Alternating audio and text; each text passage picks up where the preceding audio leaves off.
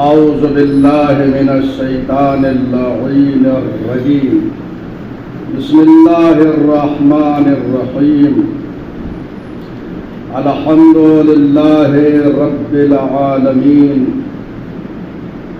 بارئ الخلائق اجمعین باعث الانبیاء والمرسلین والصلاة والسلام علی حبیبہ وخیرتہ حافظ سرہ ومبلغ رسالاتہ ابی القاسم محمد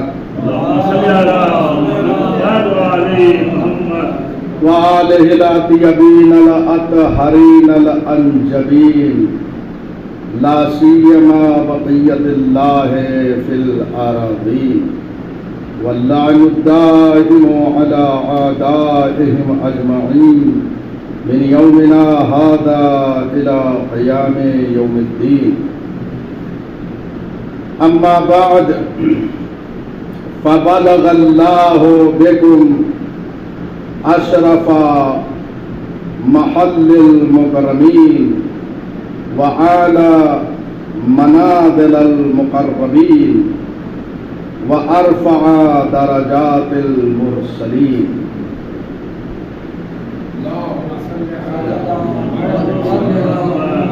حاضرین محترم، آج ہمارا یہ 34واں درس ہے. الحمدللہ بحث اس منزل پہ پہنچ چکی ہے کہ کائنات میں آل محمد سے افضل کوئی نہیں.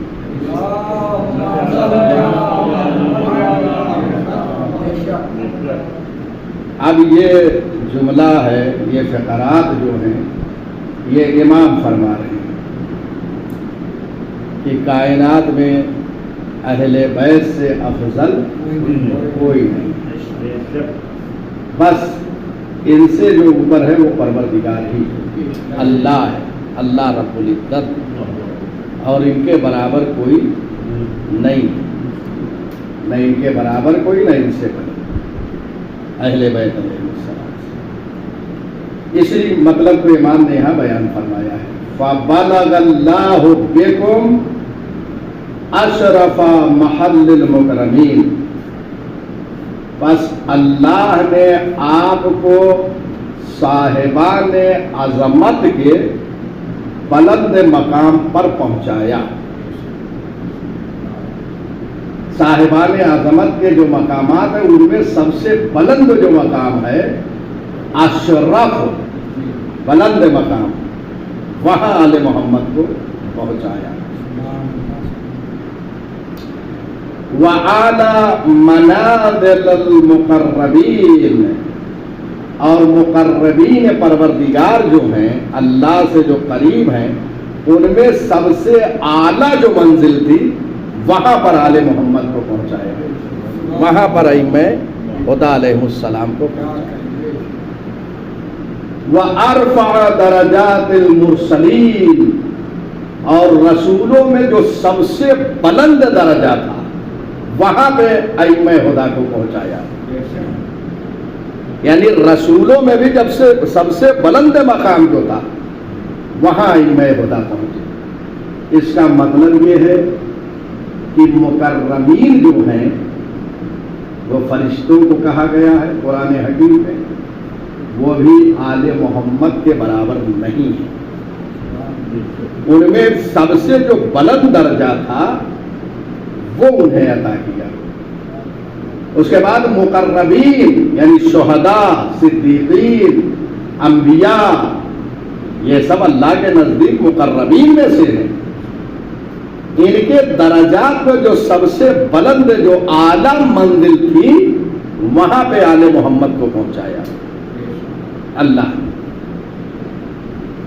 اور رسولوں کے درجات میں جو سب سے بلند درجہ تھا وہاں ائمہ کو پہنچایا. یہ سارے درجات بیان کرنے کے بعد فرشتوں کے، صدیقین، شہداء اور مرسلین، کوئی بھی ان کے برابر نہیں۔ اب تو لوگ یہ تسلیم کر لیں، اس لیے کہ یہ جملے جو ہیں اگر کوئی عام عالم ایک پڑھ دے تو لوگ تسلیم کے لیے آمادہ نہیں ہوں گے اور ان پر الزام تراشیاں لوگ کرنے لگیں گے۔ اب کیا کریں گے؟ یہ تو ائمہ خدا علیہ السلام کے لیے جو کہا گیا ہے سب سے اعلیٰ و افضل و بالا و برتر ہے، خود امام فرما رہے ہیں۔ سند کے لحاظ سے معتبر ترین سند ہے اس کی، متن اور مضمون کے لحاظ سے اس کے پائے کی زیارت آپ بہت مشکل سے پائیں گے، لہذا امام یہاں فرما رہے ہیں سب سے افضل ہے۔ کائنات میں بہت ساری روایتیں اور بھی ہیں اور خود قرآن حکیم بھی اس مطلب کی تائید کر رہا ہے۔ پروردگار نے فرمایا ان کے برابر کوئی نہیں ہے، اور اس پہ گواہ آئے مباہلہ ہے۔ آئے مباہلہ گواہ ہے۔ آپ پورا مباہلہ پڑھیے، وہ آئے مباہلہ جس کو ہم پڑھتے رہتے ہیں اور الحمدللہ سب کو حفظ ہے۔ وَأَنفُسَنَا وَأَنفُسَكُمْ، پیغمبر اکرم نے یہ فرمایا کہ ہم اپنے نفسوں کو لاتے ہیں، تم اپنے نفسوں کو لاؤ۔ تو نفس پیغمبر کون بن کر گئے؟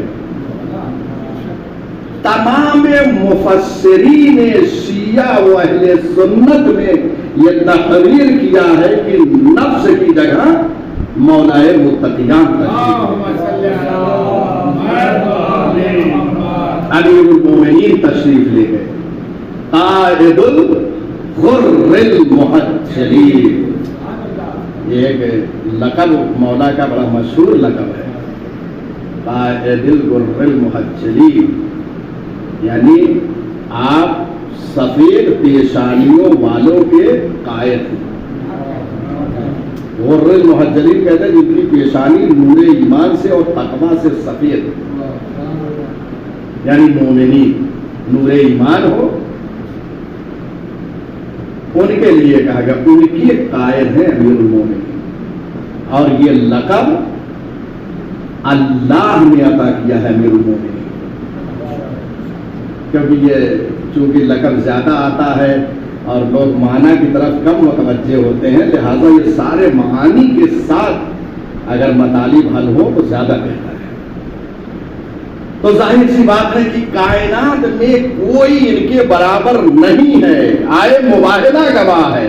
نفس کی جگہ امیر المومنین تشریف لے گئے، پیغمبر اکرم ان کو لے کر گئے۔ تمام مفسرین شیعہ و اہل سنت کا اس بات پر اتفاق ہے کہ نفس کے مقام پر امیر المومنین تشریف لے گئے، تو یہ نفس پیغمبر قرار پائے۔ تو جو پیغمبر ہے وہی امیر المومنین ہے، اس لیے نفس کہا ہے، نفس ہمتا جو برابر ہوتا ہے اپنے نفس، اپنا نفس کا۔ اب یہ بتائیے کہ پیغمبر اکرم تمام انبیاء سے افضل ہیں یا نہیں؟ پیغمبر اکرم تمام انبیاء سے افضل ہیں یا نہیں؟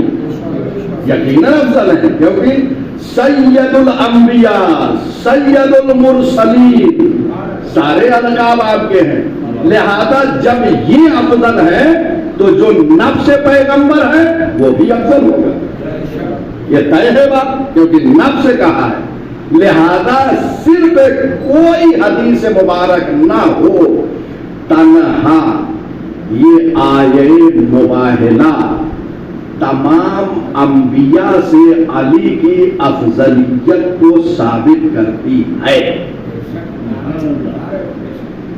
میں نے بارہا یہ کہا، کاش کی پاکستانی حکمرانوں کو تھوڑا سا اگر شعور ہوتا اور یہ آئے مباہلہ ہی پہ غور و فکر کر لیتے تو وہاں پر جو ہمارے علماء افضلیت ائمہ کی ثابت کرتے ہیں تو ان کو اچھا نہیں لگتا ہے. یہ تنہا آیت یہ کافی ہے افضلیت کو جو ثابت کر رہے ہیں.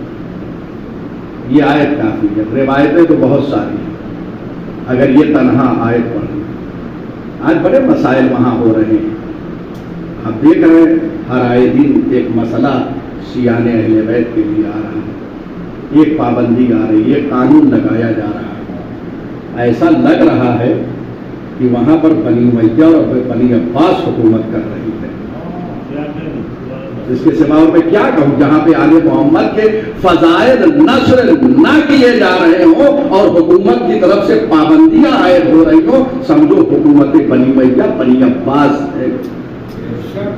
فرما رہے سب سے افضل وانفسنا وانفسکم. تو یہ ثابت اس آیت سے. اور ایک حدیث مبارک کو پڑھتا ہوں. یہ روایت کشف الغمہ میں موجود ہے. امیر المومنین علی بن ابی طالب علیہ السلام نے یہ فرمایا, نحن اہل بیت لا یقاس بنا احد. ہم اہل بیت پر کسی کو قیاس نہیں کیا جا سکتا. اور فرما رہے ہیں کسی کو بھی. اب آپ بتائیے کہ کوئی اس حدیث مبارک میں قید ہے؟ کسی کو بھی لا یقاسو بنا. ایک علمی نقطہ میں یہاں پہ عرض کر دوں, اور یہ علم اصول میں بات آتی ہے, کیونکہ یہ جو اجتہاد کرتے ہیں مجتہدین, اس میں علم اصول کا بہت دخل ہوتا ہے. یہ الفاظ وغیرہ کا بہت دخل ہے. یہاں پہ دیکھیے کیا امام نے فرمایا, لا یقاسو بنا احد. احد نکرہ ہے, اس میں نکرہ, اور نکرہ جب سیاق نفی میں آ جائے تو عموم کا معنی دیتا ہے. یہ بہت اہم جملہ اسے رکھیے گا. یہ سب چیزیں جو ہے جلدی آپ کو شرحوں میں دوسری جگہ سے اس کو لاتا ہوں اور یہ بیان کر کے چاہتا ہوں کہ ساری چیزیں جو ہے پہنچ جائیں. نکرہ جب سیاق نفی میں آ جائے تو معنی عموم دیتا ہے, عام کا معنی. احد نکرہ ہے, لا یقاسو کیا ہے, نفی ہے. نفی کے بعد نکرہ آ جائے, اب ذرا آسان لفظ میں, اس لیے کہ بہت سو کے لیے سیاق نفی میں نکرہ آ جائے تو معنی عموم دیتا ہے, یہ خود ایک مشکل مسئلہ بن جائے گا. یعنی نکرے کے بعد ایک ہوتا سباق, ایک ہوتا سیاق جو آئندہ ہے آگے ہے. لا یقاس نفی ہے, احد نکرہ ہے. اگر نفی کے بعد نکرہ آ جائے تو عام کا معنی دیتا ہے, عمومیت کا معنی. واضح ہو گیا. یعنی ہم پر کسی کو عام ہے, عمومیت سے کسی کو, چاہے وہ انبیاء ہو, مرسلین ہو, مقربین ہو, مکرمین ہو, کسی کو ہم پر قیاس نہیں کیا جا سکتا, کیونکہ نکرہ سیاق نفی بھی آیا ہے, معنی عموم دیتا ہے. یہ آپ دیکھیں گے علم اصول کی کتاب شیخ انصاری نے اور دیگر علماء نے جو اصول پہ کام کیا, وہاں یہ بحث ان لوگوں نے کی ہے. شیخ مظفر کی اصول مظفر کتاب ہے, اس میں دیکھیں گے شہید صدر کی حلقات ہے کتاب, یہ بحث علم اصول کی جو ہے وہاں ہوتی ہے. بہرحال لا یقاس بنا احد, ہم پر کسی کو قیاس نہ کریں, ہمارے برابر کوئی نہیں. اب غور فرما رہے ہیں آئے کریمہ انفسنا وانفسکم, اور اس کے بعد لا یقاس بنا احد, ہم پر کسی کو قیاس نہ کر. اور اس کے بعد جو ساری چیزیں انبیاء کو عطا کی گئی وہ تنہا ان کو عطا کی گئی.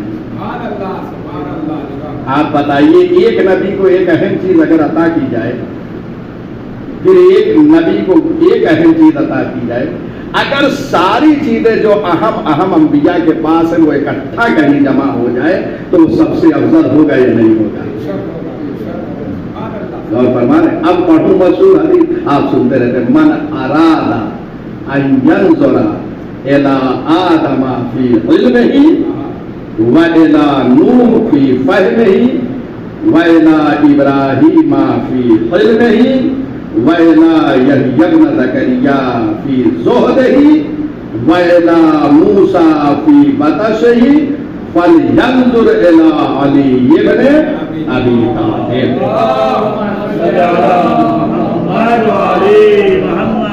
جو آدم کو ان کے علم میں دیکھنا چاہتا ہے، نوح کو جو ہے ان کے فہم میں دیکھنا چاہتا ہے، ابراہیم کو ان کے حلم میں دیکھنا چاہتا ہے، یحییٰ ابن زکریا کو ان کے زہد میں دیکھنا چاہتا ہے، موسیٰ کو ان کی شجاعت میں دیکھنا چاہتا ہے، اسے چاہیے کہ وہ علی ابن ابی طالب کی طرف دیکھے. خاص جو ایک ایک نبی کو چیزیں عطا کی گئی وہ سب امیر المومنین کو.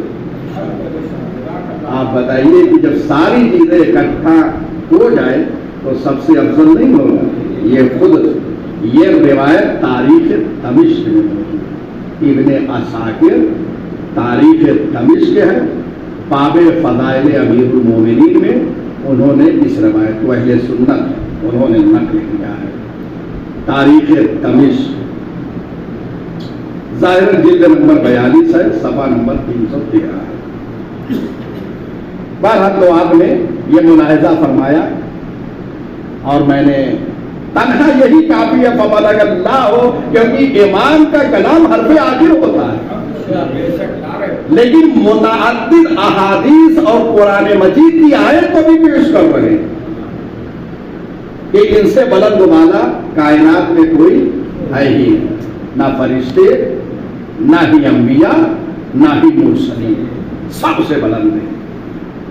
اب یہی پاکستان کو ہضم نہیں ہو رہا، غور فرما رہے ہیں. اور اگر واقع نہیں تو دیکھیے علم کا جواب پابندی سے نہیں ہوتا ہے، علم کا جواب علم سے ہوتا ہے.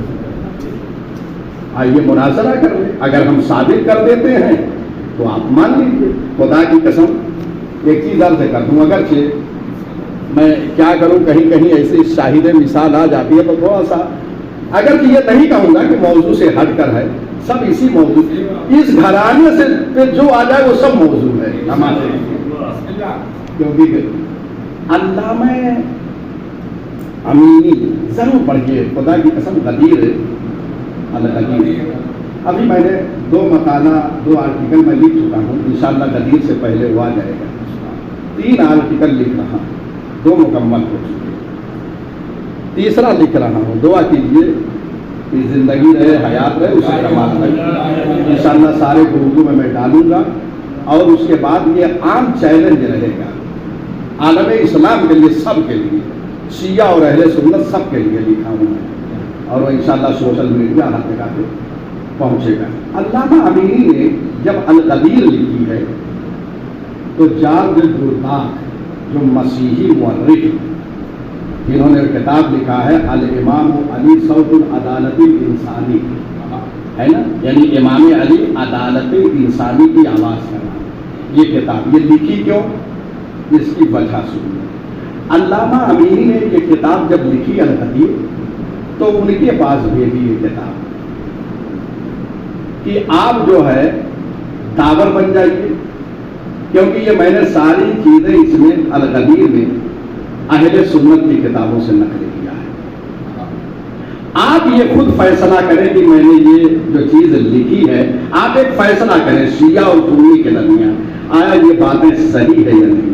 آپ فیصلہ کر کے سنائیں، کیونکہ آپ نہ شیعہ ہیں نہ سنی ہیں، کوئی الزام نہیں دے گا.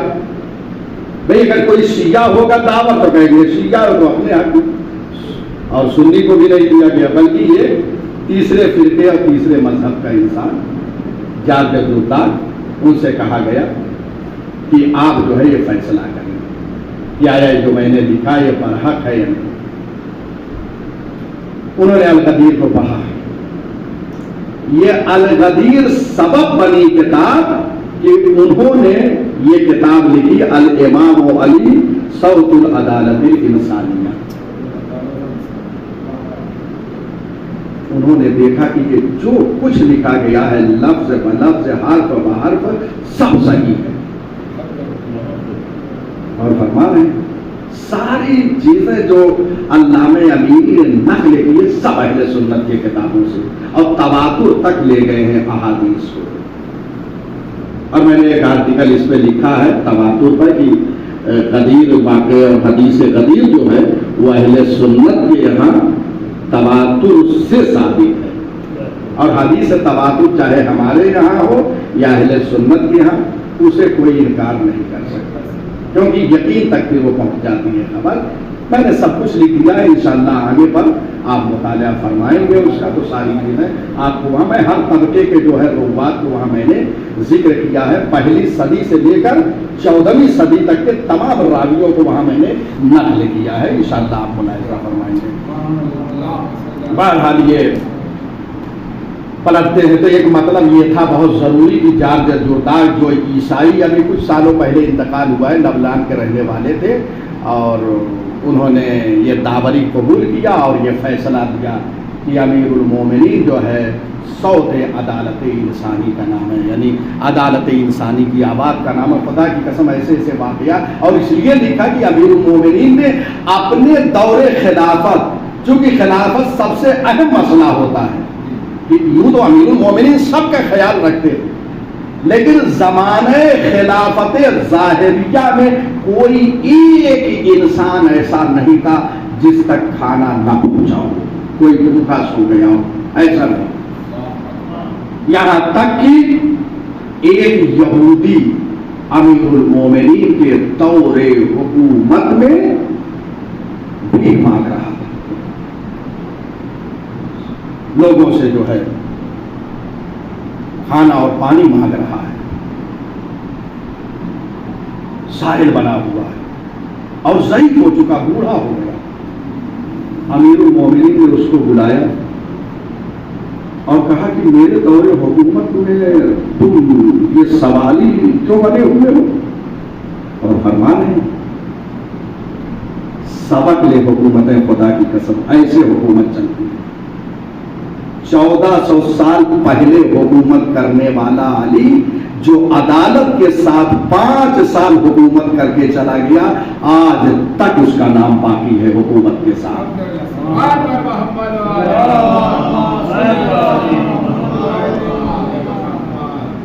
آج تک باقی۔ لوگوں کے دلوں میں انسان عدل و انصاف سے جگہ پیدا کر لیتا ہے۔ کاش کہ یہ حکمراں اس زمانے کے ان سب مطالب پہ غور کریں، خدا کی قسم ظلم کے ساتھ نہیں، محبت کے ساتھ بھی وہ حکومت بنا سکتی ہے۔ اور ایک مثال میں دے دوں، کوئی اور نہیں، یہ ساری چیزیں سیریا کی حکومت پوری دنیا مخالفت کر رہی تھی کہ یہ یہاں پہ شہنشاہیت ہے، اس کو ختم کر دیا جائے۔ اب دیکھیے کتنا ظلم بڑی طاقتیں کرتی ہے۔ دوسرے کو ممالک میں حکومتیں ہیں، شہنشاہی نظام ہے، لیکن وہاں پر کوئی اعتراض نہیں کیونکہ ان کے پٹھو ہیں۔ اب مجھے ایک بات کسی نے بتایا، کہا مولانا جہاں پڑھے لکھے لوگ رہتے ہیں وہاں پہ رہنا چاہیے۔ کسی زمانے میں مجھ سے لوگوں نے کہا، میں نے کہا کیا فائدہ ہوتا ہے؟ کہا بڑا سکون رہتا ہے۔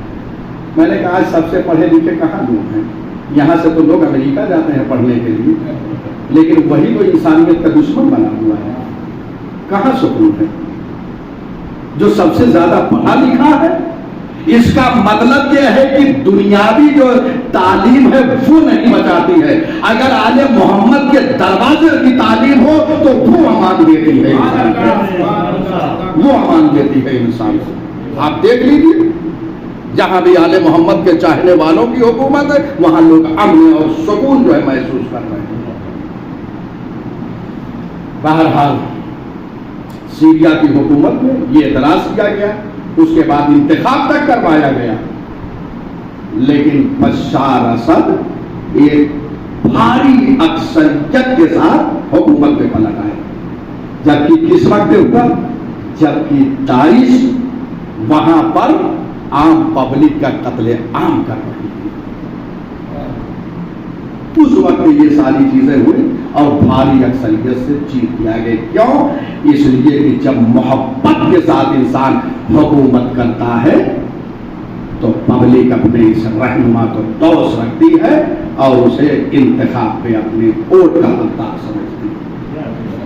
تو یہ حکمراں یہ جان لے، فرقہ پرستی، ظلم، بربریت سے آ تو سکتے ہیں لیکن دلوں میں جگہ نہیں بنا سکتے۔ اسی کے برعکس سے اگر محبت کے ذریعے آئے آپ بھاری اکثریت سے آ سکتے ہیں.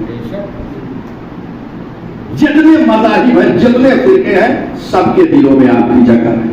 اور یاد رکھیے گا ظلم کی حکومت ظلم کے ذریعے سے کمزور ہو جاتی ہے. اب تاریخ گواہ ہے بنی امیہ بنی عباس کی حکومت خاک میں مل گئی ظلم کی. اور ظلم کی تاریخ ہمیں چاہیے. بہرحال یہ جملہ معترضہ تھے سب. حیثو لا یلحقہ لاحق ولا یفوقہ فائق ولا یسبقہ سابق ولا یطمع فی ادراکہ طامع. آل محمد علیہ السلام کا درجہ اتنا بلند ہے کہ کوئی بھی اس بلندی تک اگر ملحق ہونا چاہے تو ملحق نہیں ہو سکتا. یعنی وہاں تک کوئی پہنچنا چاہے حیث لا یلحقہ لاحق، اگر کوئی ملحق ہونے والا وہاں ملحق ہونا چاہے پہنچنا چاہے تو نہیں پہنچ سکتا. امام فرما رہے ہیں ولا یفوقہ فائق، وہاں کوئی ملحق نہیں ہو سکتا اور نہ کوئی برتری طلب کرنے والا اس مقام سے برتر ہو سکتا ہے جہاں پہ آل محمد ہے.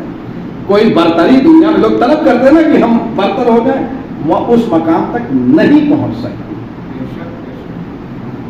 فائق فوق سے بنا برتری طلب کرنے والا. ولا یسبقہ سابق، اور سبقت لے جانے والا کوئی انسان اگر چاہے کہ اس مقام سے آگے بڑھے تو نہیں جا سکتا. انبیاء و مرسلین میں صرف نبی اکرم آخری نبی اس درجے پر ہیں ائمہ کے ساتھ.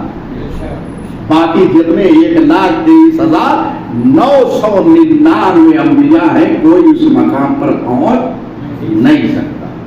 وَلَا يَطْمَعُ فِي إِدْرَاكِهِ طَامِعٌ، اور اس مقام کا جہاں پہ آل محمد ہے اس کو کوئی حاصل کرنے والا اگر طمع کرے کہ وہاں تک ہم پہنچ جائیں تو وہ طمع کرنے والا اس مقام کو حاصل نہیں کر سکتا. یہ سب ائمہ کے کلمات ہیں. کیوں؟ اس لیے کہ یہ اس بلندی پہ، اور یہ بلندیاں یوں ہی نہیں مل جاتی ہے، وہ خود ہیں ایسے کہ بلندیاں جو ہیں ان کے قدموں کو چوم رہی ہے. اللہ نے ان کو بلندی پہ رکھا، ان سے بلند کائنات میں کوئی نہیں.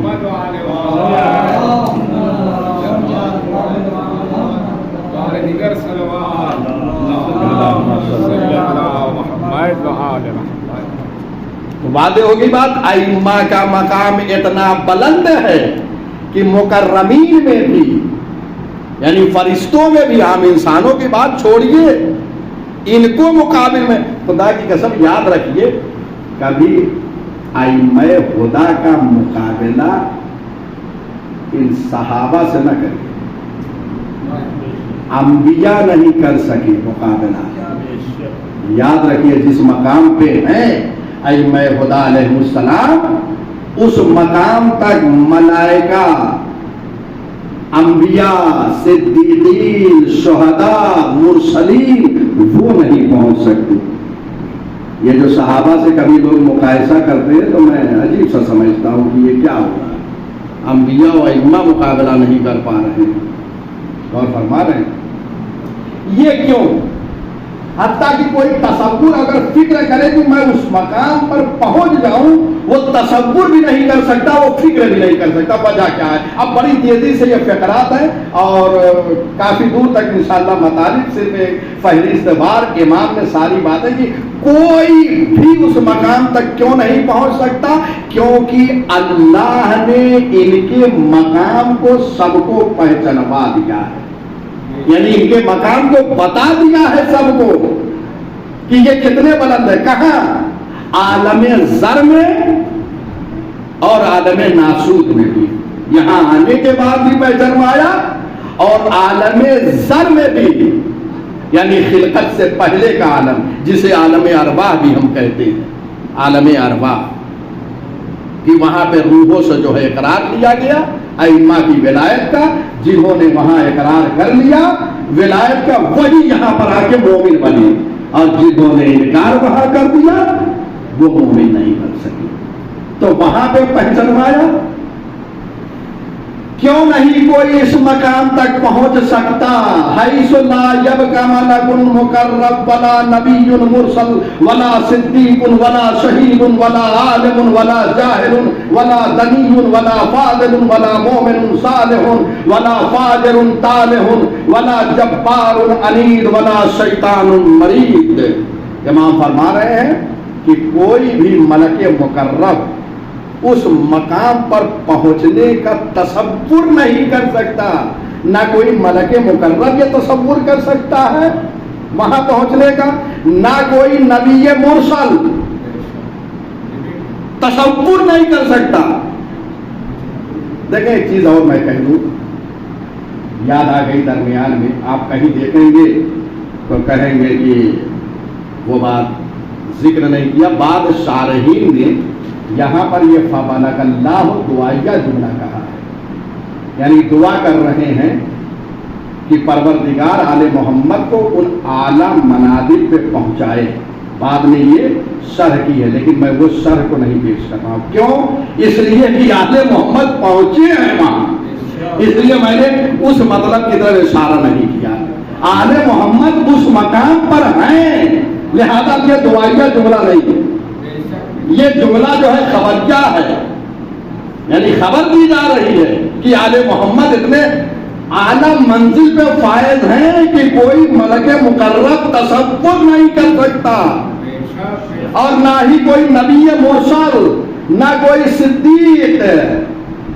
صدیق جو حقیقت میں ہو، جناب ابراہیم کو قرآن نے صدیق النبیہ کہا ہے، ہاں جناب ادریس کو کہا ہے، جناب مریم کو صدیقہ کہا ہے. یہ ساری چیزیں جناب شہزادی کا لقب صدیقہ ہے. صدیق اور صدیقہ کے کئی معنی ہیں. اس میں ایک معنی یہ ہے کہ جو زندگی کے کسی لمحے میں جھوٹ نہ بولے اسے صدیق کہتے ہیں. واضح ہو گیا معنی؟ زندگی کے ولادت سے لے کر زندگی کے آخری سانس تک جو جھوٹ نہ بولے اسے صدیق کہتے ہیں. اب لقب دینے سے پہلے کم سے کم اتنا سوچ لیا کرے، اتنا سوچ لیا کرے کہ صدیق کسے کہتے ہیں. غور فرمایا آپ نے؟ اس لیے ہم امیر المومنین کو صدیق اکبر کہتے ہیں. صدیق کے ساتھ اکبر، سب سے بڑے صدیق، یعنی آدم صدیق ہیں. اور قرآن نے جن انبیاء کو، جناب ابراہیم کو صدیق کہا، یہ تو تمام انبیاء، لیکن خاص کر قرآن نے جن کو کہا ہے صدیق، یہ صدیق ہیں.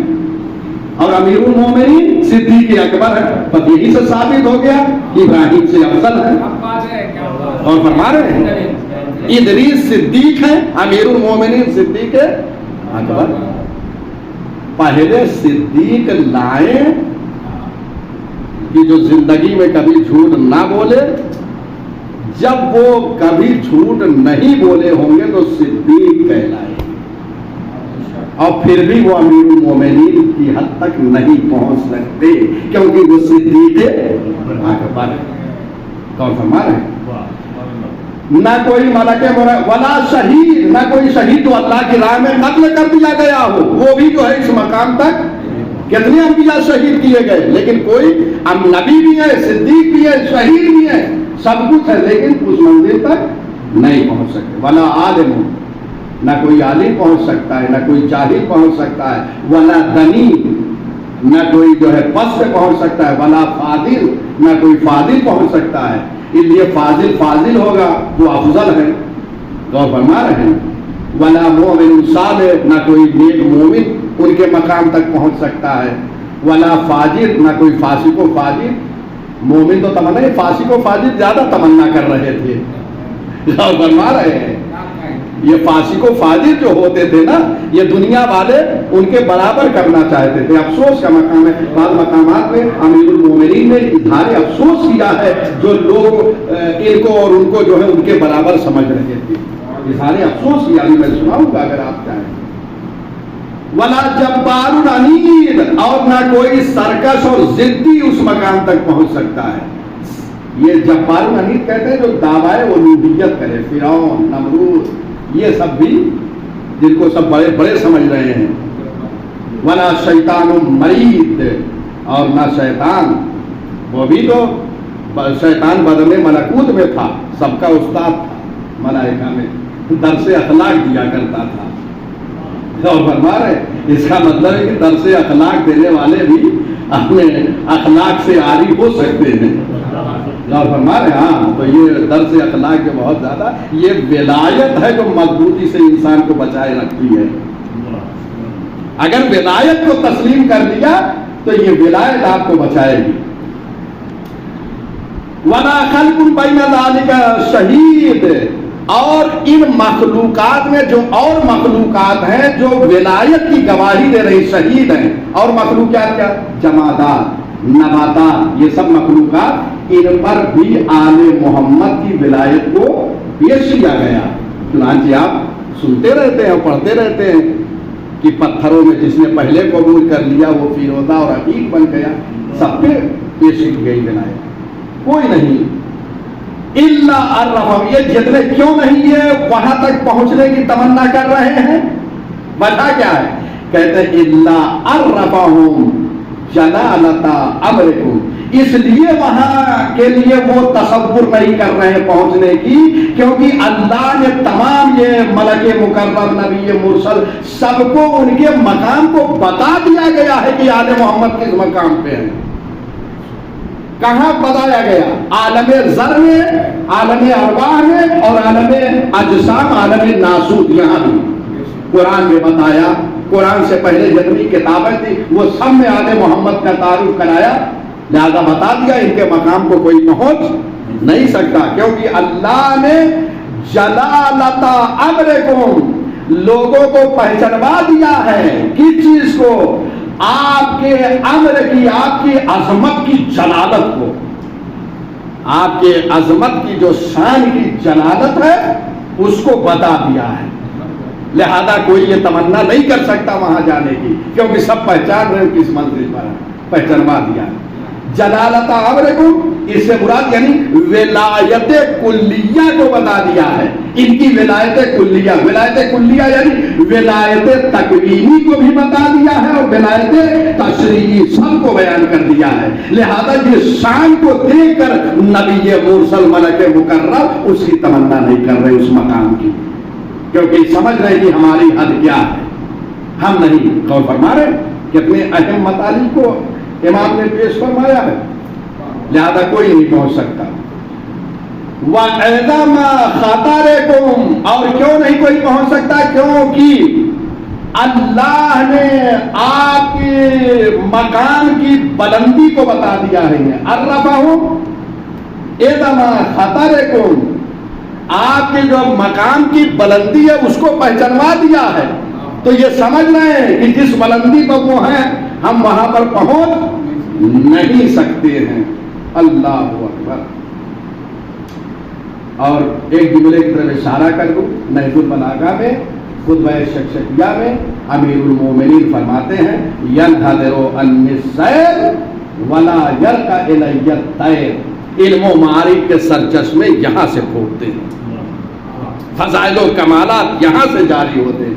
वला यरका इलैया तैर, और मैं इस मंजिल पे हूँ कि तायरे फिक्र भी परवाज़ नहीं कर सकता। और फरमा रहे हैं इतना बुलंद मकाम है।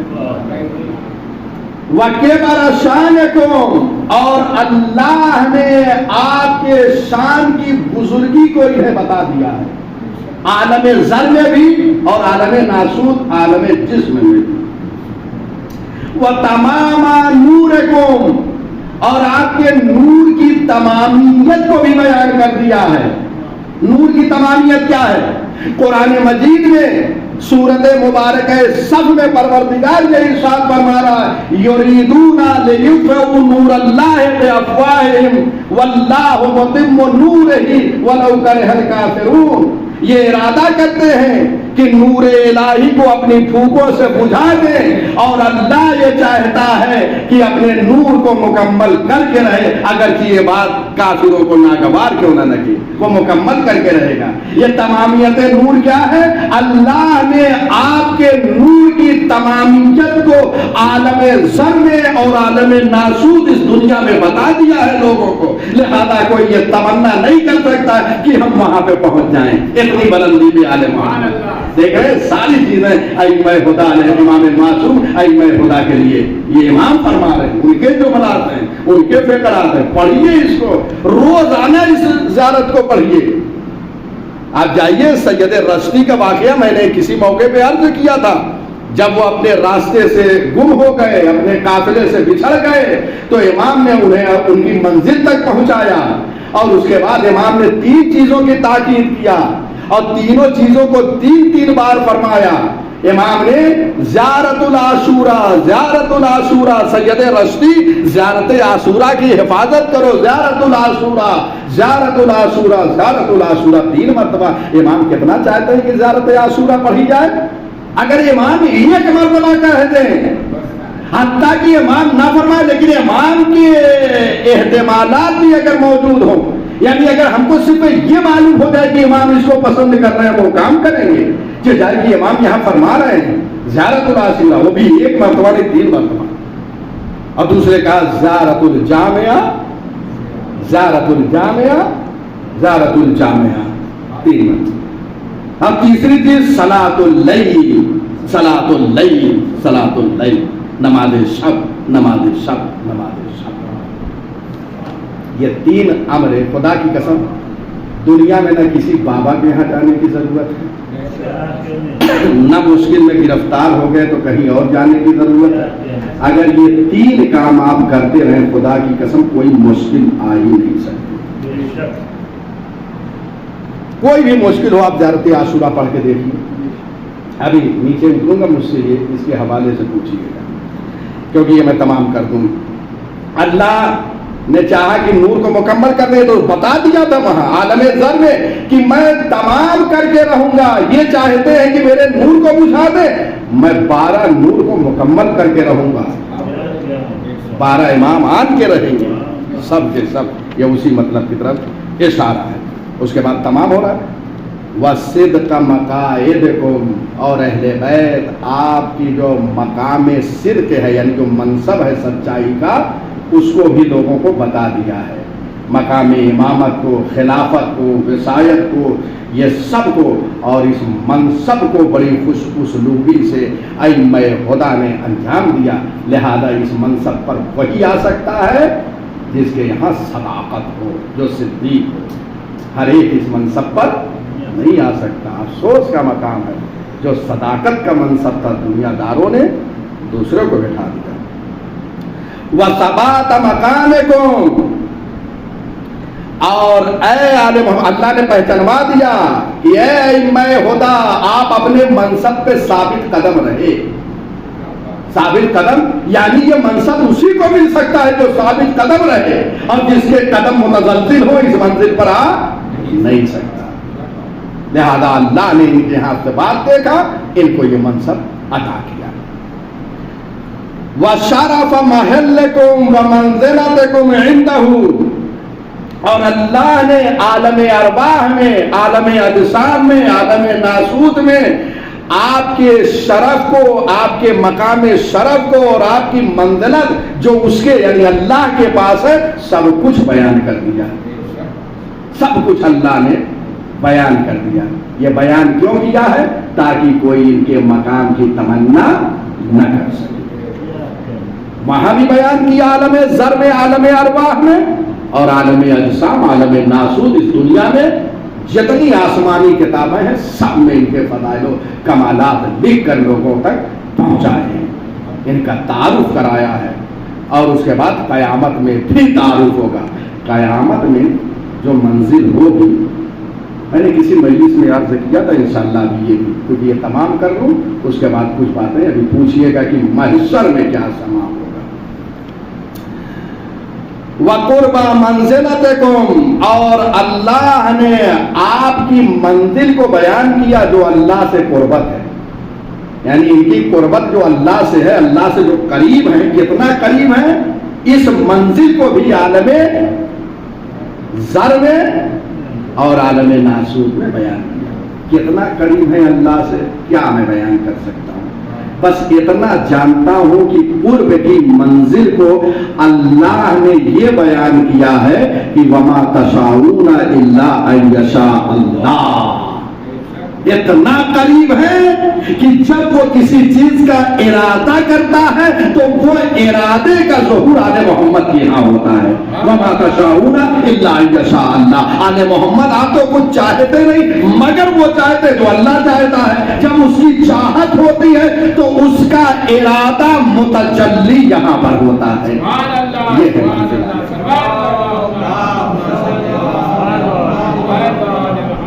ये सारी चीजें जो बयान किया, ये इमाम हादी अलैहिस्सलाम 10वें इमाम के कलिमात मुबारक, ये सब सारी चीजें अल्लाह ने इनकी जो फजीलत थी आलम ज़र में और इस आलम में, आलम नासूर में सब कुछ बयान कर दिया। और बयान इसलिए कर दिया ताकि कोई मलके मुकर्रम, नबी मुरसल, मुकर्रमीन, मुकर्रबीन कोई ये तमन्ना न कर सके कि हम वहां तक। ये तो खुद तमन्ना नहीं कर रहे हैं और जिनका कोई हसब नसब नहीं था वो तमन्ना करने लगे। कितने अफसोस का ये मकाम है। बहरहाल अल्लाह तबारक व तआला उसने जो हमें ये नेमत विलायत दी है इसकी कद्र कीजिए। आपने मुलाहिजा फरमाया कि इमाम हादी, इमाम अली नकी अलैहिस्सलाम से ये मनकूल ज़ियारत है और बड़ी मोतबर ज़ियारत है। इसके एतबार के लिए यही काफ़ी है। सैयद रश्दी को इमाम ने 3 मरतबा ये कहा, इमाम ने फरमाया सैयद रश्दी ज़ियारतुल जामिया। अब इससे बढ़ के जाइए आप मफाती में देखिए, उर्दू की जो मफाती उसमें देखिए फहरिस्त में लिखा सैयद रश्दी का वाक़या, उसको वहाँ जाइए और मुताला फरमाइए। सैयद रश्दी को बड़ा लुत्फ़ आएगा, बड़ा अच्छा वाक़या है और मारिफत इमाम ये सब चीज़ों से इजाफा होगा। सिर्फ वाक़े को वाक़े समझ के न पढ़िएगा, उससे हिदायत, उससे जो चीज़ें नूर ईमान में जो इजाफा होगा आप उसको देखेंगे, मुलाहिज़ा फरमाएंगे कि यानी इमाम अपने चाहने वालों की कितनी खबर रखते हैं, खुदा की कसम कितना चाहते हैं। हम बहुत नाफरमानियाँ करते हैं, अपने इमाम की इताअत वाक़ई वैसी नहीं कर पाते जैसे कि वो बुजुर्गवार चाहते हैं, लेकिन फिर भी वो हमारा ख्याल रखें। मौला वाक़ई हम इकरार करते हैं यहाँ से बैठ के आप जो चाहते हैं, लेकिन हाँ इतना ज़रूर है मौला हमें वैसा आप बना दीजिए जैसा कि आप चाहते हैं। आज शबे 25 ज़िकादा है, रोज़े तहबुल अर्ज़ है, ईद तहबुल अर्ज़ है, कल के आमाल है, अंजाम दीजिए। रोज़ा है, एक रोज़ा 70 साल के रोज़े के बराबर है। तहबुल अर्ज़ ज़मीन बिछाई गई। एक हदीस इंशाअल्लाह अभी मैं ग्रुप पर भेज दूंगा, आप उसको पढ़िए कि इस दिन की क्या फजीलत है। हदीस में इमाम मासूम ने क्या फरमाया है। कल के आमाल को बजा लाइए, नमाज है, गुस्ल है, 2 रकात नमाज है ज़ोहर से पहले जो किताबों में लिखी है। सूरह हमद के बाद 5 मरतबा सूरह वशम से ये पढ़िए, उसके बाद दुआ है। तो कल ये बहुत अहम दिन है।